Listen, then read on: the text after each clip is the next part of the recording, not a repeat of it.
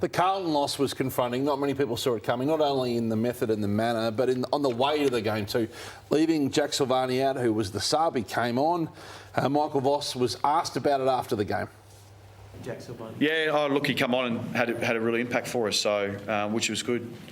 Didn't have enough, so come back to the same start, and so we weren't tough enough, didn't play hard enough, and they had greater desire than us, so I don't know where to move off from that.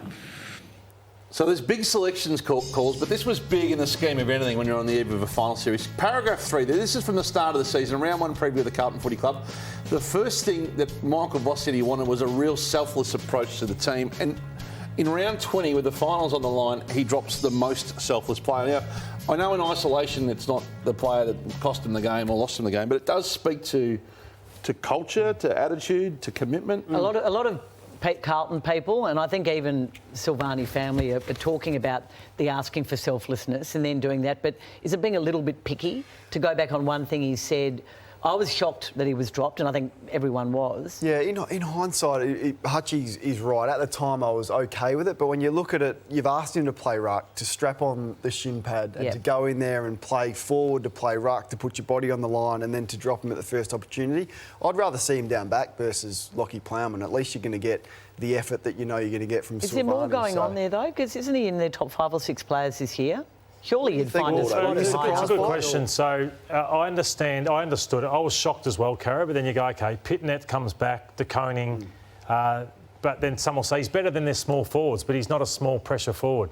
So that's a hard part about it. But they haven't got necessarily pressure smalls. Like they're good finishers, but they're not defensive. But then they've got Curnow and Mackay, so do you throw Silvagni down there? So that's what Kane's saying. He may have had to replace someone in the back line that he hasn't.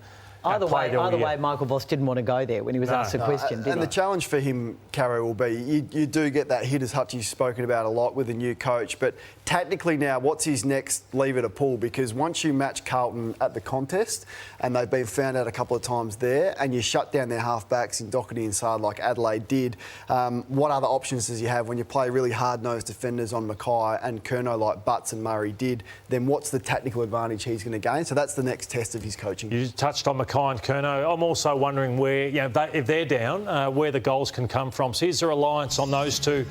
And Mackay's right off at the moment, so he's not playing great football. And doesn't defend. No, he's missing shots, doesn't defend, dropping marks. So Curnow's having a huge year. Silvagni was dropped. Patrick Cripps, he's only kicked 3 or 4 goals in the past probably 7 or 8 weeks. Have we seen him enough forward? So who's that? Cripps. Cripps, well, I think that was the weapon we're thinking. How good is it? 3 tall forwards. But just want to take a look, Kane, at that with Cripps and also Walsh. Wonderful players. Had 81 disposals between them. But I think this is... Sorry, that's on the weekend, Kane. You want to touch on the mistake? Yeah, well, I love your point on Curnow, Cripps and Walsh as well. But, yeah, just the vision of them yesterday, which we showed. But if they lose that physicality and 23 missed tackles the most of the year. But tell us about Cripps and Walsh. Oh, this is the vision of the missed tackles here that we showed yesterday. It's pretty confronting for them, I imagine, Hutchie, when they sit through the review and look at how Wayne Miller, who spent the first 10 weeks in the SANFL, brushes off an All-Australian fancy in Sard, and Fogarty was just, it was like men against boys sort of stuff yesterday, 3 tackles in a row. So, Michael Voss will have to answer the question as to why his players just weren't there physically with so much on the line. I've loved their year, Carlton, though, but it's on now. They've got to win one of their last 3 minimum. Brisbane at the Gabba, Melbourne and Collingwood, they have to do it. They've got the weapons. Yeah. They've just got to put the effort to get it on the day. So just on that point, so Cripps, he's gone off with goal kicking.